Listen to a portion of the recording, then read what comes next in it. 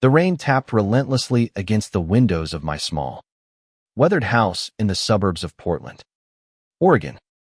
It was a modest place, 2 bedrooms and a creaky porch, but it was ours. Mine and Lily's. My 3-year-old daughter was curled up on the couch, her tiny hands clutching a stuffed rabbit, her soft snores barely audible over the storm outside. I sat at the kitchen table, a pile of unpaid bills staring back at me like an accusation. The weight of the world felt heavier tonight, not because of the bills, but because of the words still ringing in my ears. Lily's a burden. Clara, my mother had said earlier that day, her voice sharp as a blade over the phone. You're barely keeping it together. Why drag her down with you? Let us take care of her. You can start fresh. Start fresh. As if I could erase my daughter, my heart, my reason for waking up each morning. My mother's words weren't new. They were just louder this time, more desperate. For years, my family parents, my older brother Mark, and my sister Ellen had criticized my choices. Dropping out of college when I got pregnant, raising Lily alone after her father left, buying this house with every cent of my savings. To them, I was a failure, and Lily was collateral damage. I pushed the bills aside and glanced at Lily. Her chestnut curls spilled over the cushion, and her cheeks were flushed with the warmth of sleep. She wasn't a burden. She was my light. But the world, and my family, seemed determined to dim that glow. The trouble started 6 months ago, when my father's health took a turn. He'd been diagnosed with early-onset dementia, and my mother, always the pragmatist, began tightening her grip on the family's affairs. She called me weekly, not to check on Lily or me, but to remind me of my obligations. The house, she said, was too much for me to handle. You're drowning. Clara, she'd say. Sell it. Move in with us. We'll take care of everything. I knew better than to trust her generosity. My mother wasn't cruel, but she was calculating. The house had been my grandmother's, passed down to me when she died 2 years ago. It was the only thing I owned outright, a sanctuary Lily and I could call our own. To my mother, it was an Asita piece of real estate in a gentrifying neighborhood, worth far more now than when I'd moved in. She never said it outright, but I could hear the hunger in her voice when she mentioned it. That evening, as the rain slowed to a drizzle, my phone buzzed again. It was Mark. I hesitated, my thumb hovering over the screen. My brother and I hadn't spoken in months, not since he'd sided with our mother at Thanksgiving, calling me irresponsible for keeping Lily in that dump. But curiosity got the better of me. Clara, we need to talk, Mark said, his voice low, almost conspiratorial. It's about the house. Mom's serious this time. She's got a plan. A plan? I asked, my stomach twisting. Yeah. She's been talking to a lawyer. Something about eminent domain or proving you're unfit to manage the property. I don't know the details, but she's convinced she can get the house in her name. For your own good, she says. I gripped the phone so tightly my knuckles turned white. For my own good. Or hers. Mark sighed. Look, I don't agree with her, but you need to be careful. She's got Ellen on her side, too. They're coming for you. Clara, protect yourself. The call ended, and I sat there, frozen. My own family, plotting against me. Not just against me, against Lily. The house wasn't just walls and a roof. It was our stability, our future. If they took it, what would we have left? I walked over to Lily, brushing a curl from her face. Her innocence grounded me, but it also terrified me. I was all she had, and I was barely holding on. The bills, the repairs, The endless shifts at the diner, they were crushing me. But losing the house, that would break us. The next morning, I woke with a fire in my chest. I wouldn't let them win. Not my mother. Not Ellen. Not some lawyer she'd hired to twist the law in her favor. I called my friend Sarah, a paralegal who'd always had my back. I need help. I told her. My family's trying to take my house. They think I can't handle it because of Lily. Sarah didn't hesitate. Give me everything you have on the house deeds. Wills. Tax records. If they're coming for you, we'll be ready. I spent the day digging through boxes in the attic, pulling out every document I could find. My grandmother's will was clear. The house was mine. No strings attached. But I wasn't naive. My mother was relentless, and she had resources I didn't. As I sifted through papers, Lily toddled up, holding her rabbit. "Mommy, why you sad?" she asked, her big brown eyes searching mine. "I'm not sad, sweetheart," I lied, pulling her into my lap. "I'm just making sure we can stay here forever." She smiled, oblivious to the storm brewing around us. But her smile was enough to keep me going. I'd fight for her, for this house, for our life. My family could call her a burden all they wanted. To me, she was worth everything. That night, I lay awake, the weight of Mark's warning pressing down on me. A plan. A lawyer. Eminent domain. The words swirled in my mind, each one a threat to the fragile world I'd built for Lily. I didn't know what my mother was capable of, but I knew one thing. I wouldn't let her take our home without a fight. The next few weeks were a blur of sleepless nights and whispered fears. Every creak of the house felt like an omen. Every phone call a potential ambush. I kept Lily close, her laughter a fragile shield against the dread gnawing at me. My mother's silence was worse than her lecture sit meant she was planning, scheming in ways I couldn't yet see. Mark's warning echoed in my mind, but he hadn't called again, and I didn't trust him enough to reach out. My family had always been a tangled web of loyalty and betrayal, and I was learning just how deep the threads ran. Sarah came over one Saturday, her arms full of legal books and a laptop glowing with research. "Your mother's claim about eminent domain is nonsense," she said, spreading papers across my kitchen table. "The government isn't seizing your house for public use. But she could try something else, maybe contesting the will or claiming you're unfit to manage the property. We need to prove you're stable." Stable. The word stung. I was working double shifts at the diner, scraping by to keep the lights on. Lily's daycare costs ate up half my paycheck, and the house needed repairs I couldn't afford. But I was trying. Didn't that count for something?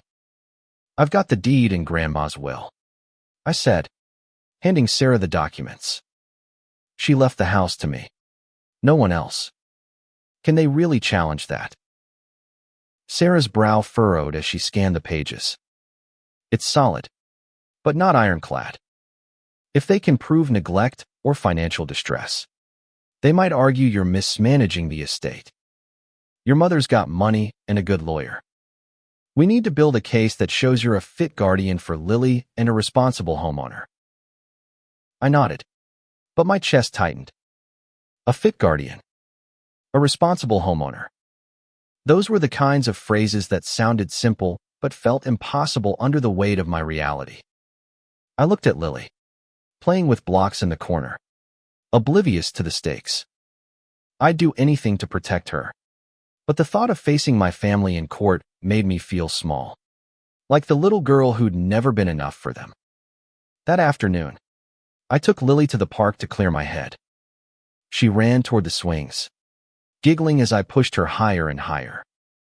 The sun was warm, a rare break from Portland's gray, and for a moment, I could pretend we were just a normal mother and daughter.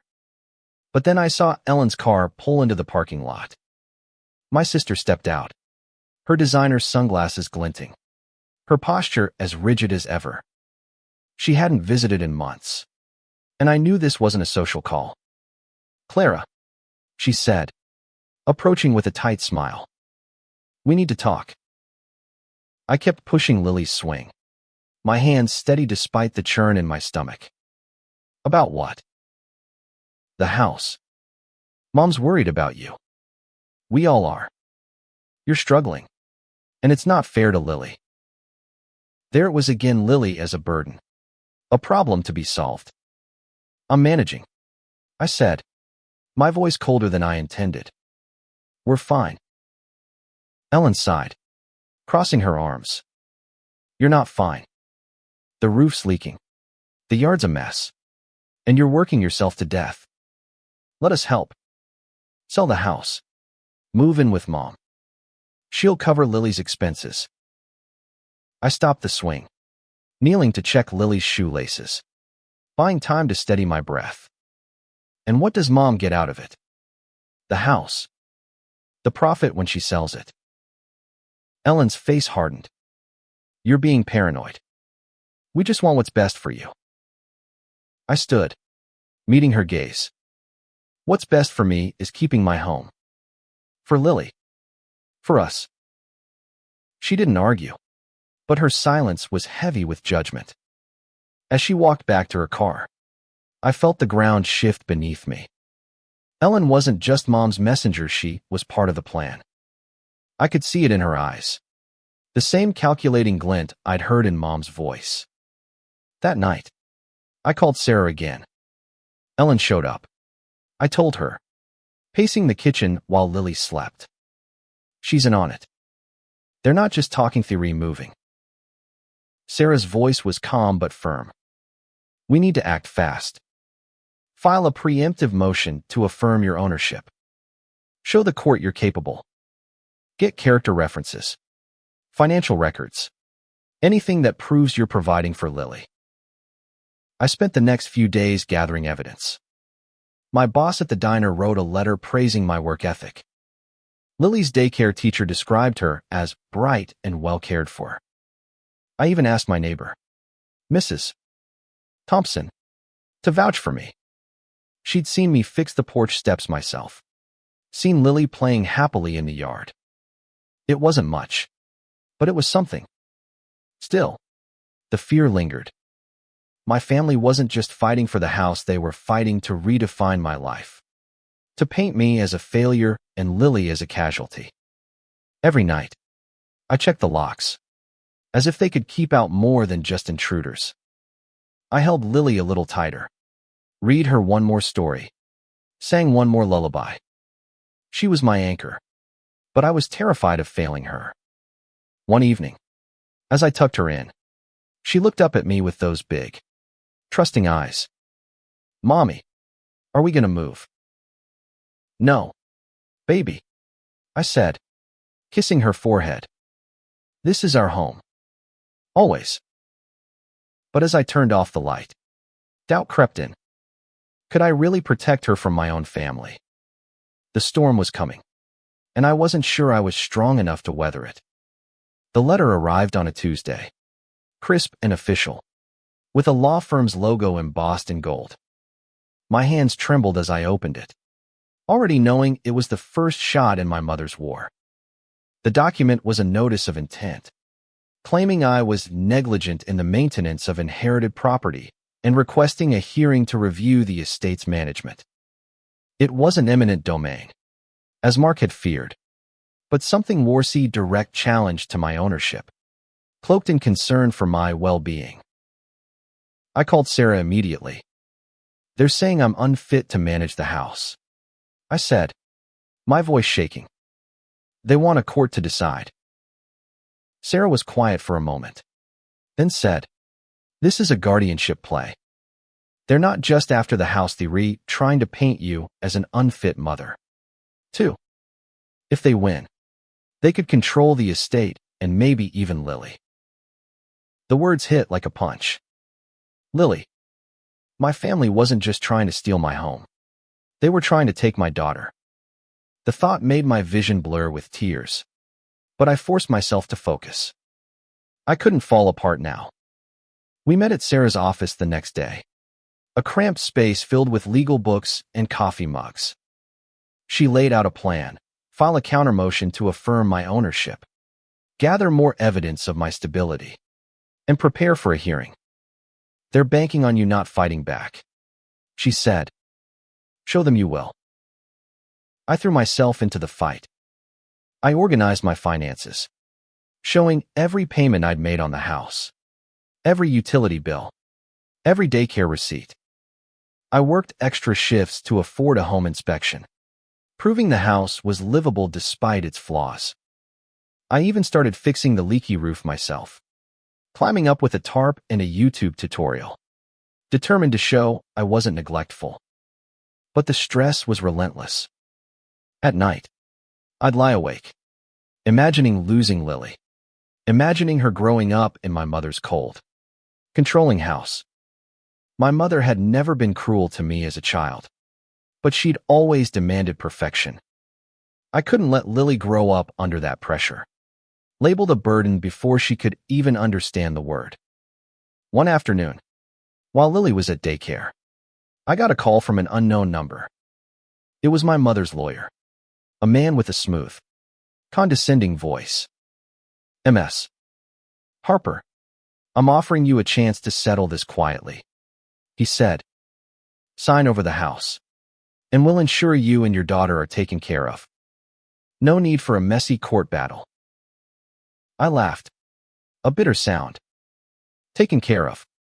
By who? My mother. Who thinks my daughter's a burden? He didn't respond to that, just repeated the offer. I hung up, my heart racing.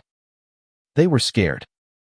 If they were pushing for a settlement, it meant they weren't as confident as they seemed. But the pressure didn't stop. Ellen started texting, her messages a mix of pity and manipulation. Clara, you're making this harder than it needs to be. Think of Lily. Mark, too, reached out, but his tone was different, less certain, almost guilty. I didn't know Mom would go this far. He texted, I'm trying to talk her down, but she's not listening. I didn't reply. I couldn't trust him, not when he'd stayed silent for so long. Instead, I focused on Lily. Every evening, we'd bake cookies or read stories, her laughter filling the house with warmth. Those moments reminded me why I was fighting. This wasn't just about a house, it was about her future, her sense of safety, her right to a home where she was loved, not judged. The hearing was set for a month later, and Sarah warned me it would be brutal. They'll dig into everything: your finances, your parenting, your mental health. Be ready. I was ready, but I was also terrified. The night before the hearing, I sat with Lily, watching her color a picture of our house. That's you and me, she said, pointing to two stick figures holding hands. We live here forever. Right? Forever, I promised, my voice catching. But as I tucked her into bed, I wondered if I could keep that promise. My family's betrayal had already taken so much me trust. My peace. If they took the house, they'd take everything. The courtroom was cold, sterile, with fluorescent lights that made everyone look pale and tired. I sat at the plaintiff's table, Sarah beside me, her calm presence the only thing keeping me from unraveling. Lily was with Mrs. Thompson, safe but out of reach, and I felt her absence like a missing limb. Across the room, my mother sat with her lawyer, her face composed, almost regal. Ellen was there too, avoiding my gaze. Mark was conspicuously absent. The judge, an older woman with sharp eyes, called the session to order. My mother's lawyer stood first, his voice dripping with false concern. MS. Harper is a single mother struggling to maintain a property she cannot afford, he said. The estate is deteriorating, and her daughter is suffering as a result. We seek to protect the child and preserve the family's legacy by transferring ownership to Mrs. Harper, who has the resources to manage it. I clenched my fists under the table, my nails digging into my palms. Suffering. The word was a lie, but it cut deep. Sarah squeezed my hand, whispering, "Stay calm. We've got this." When it was our turn, Sarah stood, her voice steady and commanding. Clara Harper is a devoted mother who has maintained her home despite financial hardship. She works tirelessly to provide for her daughter, Lily, who is thriving in her care. The claim of neglect is baseless, and this motion is a transparent attempt to seize a valuable asset. She presented our evidence, the deed, the will, the home inspection report, the character references. She called Mrs. Thompson to testify about my dedication to Lily, and my boss to confirm my reliability.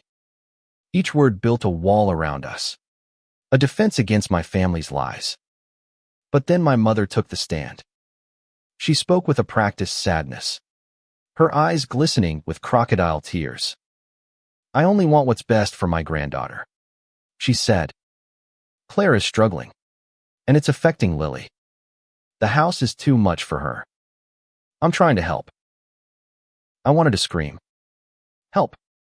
She'd never once offered to babysit, to pay a bill, to support us in any real way. But I stayed silent, trusting Sarah to fight for me. The cross-examination was brutal. Sarah pressed my mother on her motives, exposing inconsistencies in her story. "You've never contributed to the property's upkeep, yet you claim it's your legacy," Sarah asked. My mother faltered, her composure cracking, but she didn't back down. Ellen's testimony was worse. She painted me as reckless, unstable, a mother who couldn't cope. "Lily deserves better," she said, and I felt the words like a slap.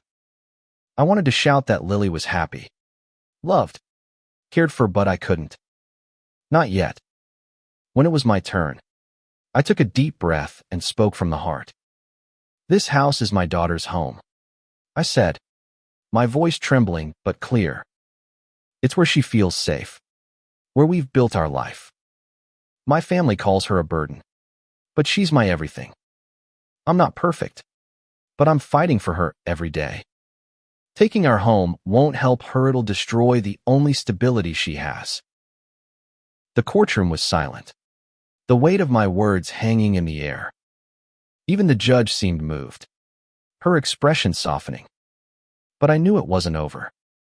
My mother's lawyer had one last card to play, a financial audit they claimed showed my inability to maintain the house. Sarah countered with my payment records, but the doubt lingered in the room, a shadow I couldn't shake. As the hearing ended, the judge said she'd review the evidence and deliver a ruling in 2 weeks. 2 weeks of limbo, of wondering if I'd lose everything.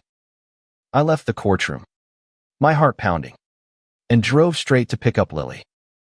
When I saw her, running toward me with her rabbit in her arms, I broke down. I held her close, sobbing into her hair, promising her I'd never let go. That night, I found a voicemail from Mark. "Clara, I'm sorry," he said, his voice thick with emotion. "I didn't know it would go this far. I'm trying to fix it. Please, call me back." I didn't. I couldn't trust him. Not yet. But his words gave me a flicker of hope. Maybe, just maybe, I wasn't as alone as I thought. The 2 weeks before the ruling were torture. Every day felt like a countdown, each tick of the clock a reminder of what was at stake. I kept Lily's routine as normal as possible: daycare, park visits, bedtime stories, but inside, I was unraveling. The thought of losing our home, of Lily growing up in my mother's shadow, kept me awake at night. I checked my phone constantly, expecting another legal bombshell, but the silence was deafening. Then, 3 days before the ruling, Mark showed up at my door. He looked haggard, his usual confidence replaced by something raw, almost broken. "Can we talk?" he asked, glancing at Lily, who was coloring at the kitchen table. I hesitated, then nodded. We stepped onto the porch, the evening air cool and heavy with the scent of rain. "What do you want, Mark?" I asked, my voice guarded. "I'm sorry," he said, his eyes meeting mine. "I didn't know Mom would go after Lily like this. I thought it was just about the house." "Just the house?" I snapped. "It's my home. Lily's home. And you stood by while they called her a burden." He flinched, running a hand through his hair. "I know. I was wrong. But I'm here now. I want to help." I didn't trust him. Not fully. But his voice carried a sincerity I hadn't heard in years. "How?" I asked. "Mom's lawyer is pushing a weak case," he said. "I overheard them. They don't have enough evidence to prove neglect, but they're banking on you breaking under pressure. I found something that could help." He handed me a folder, his hands shaking slightly. Inside were emails between my mother and her lawyer, outlining their strategy to exaggerate my financial struggles and question my parenting. There was even a draft of a letter to Child Services, never sent, but threatening enough to make my blood run cold. "How did you get this?" I asked, my voice barely a whisper. "I hacked her email," he admitted, looking away. "I know it's not legal, but I couldn't let her do this to you. To Lily." I stared at him, torn between gratitude and suspicion. "Why now, Mark? You've been on her side for years." He sighed, his shoulders slumping. "Because I see you with Lily. You're a better parent than Mom ever was. I was wrong about you, Clara. I want to make it right." I didn't know if I could forgive him, but I needed him. I called Sarah, and we spent the night reviewing the emails. They weren't admissible in court, but they gave us insight into my mother's tactics. Sarah drafted a new motion, emphasizing my stability and exposing my mother's bad faith. "This could sway the judge," she said. "It shows intent to manipulate, not protect." The day of the ruling arrived, and I stood in the courtroom, Lily's rabbit tucked in my bag for courage. My mother sat across from me, her face unreadable. Ellen was there, too, but Mark was beside me this time, his presence a quiet reassurance. The judge's ruling was swift. The evidence supports a mess. Clara Harper's ownership of the property, she said. There is no credible proof of neglect or mismanagement. The motion to transfer ownership is denied. Relief flooded through me, so intense I nearly collapsed. Sarah hugged me, whispering, "You did it." But it wasn't over. My mother stood, her face a mask of fury, and stormed out. Ellen followed, not sparing me a glance. They'd lost, but I knew they wouldn't forget. That night, I sat with Lily, reading her favorite book. She snuggled against me, her warmth a reminder of what I'd fought for. Mark stopped by, and for the first time in years, we talked not as enemies, but as siblings. He promised to help with repairs, to be there for Lily. I wasn't ready to trust him fully, but it was a start. The weeks after the ruling were quiet, but not peaceful. My mother and Ellen cut contact, their silence louder than their accusations had been. I didn't care. The house was ours, and Lily was safe. That was enough. Mark kept his promise, showing up on weekends to fix the roof, paint the walls, even play with Lily in the yard. It wasn't forgiveness. Not yet. But it was progress. We were rebuilding.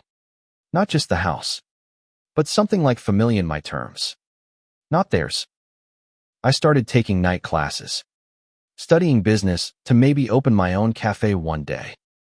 The diner gave me a raise, and I saved every penny for Lily's future. The bills still piled up, but they didn't feel as heavy anymore. I was stronger, not because I'd won, but because I'd fought. One evening, as spring bloomed around us, Lily and I sat on the porch, watching the sunset. She held her rabbit, her eyes bright with wonder. "Mommy, is this our forever home?" she asked. "Yes, baby," I said, pulling her close. "Our forever home." The scars of my family's betrayal would always be there, but they didn't define us. Lily wasn't a burden, she was my strength, my reason, my home. And no one could take that away.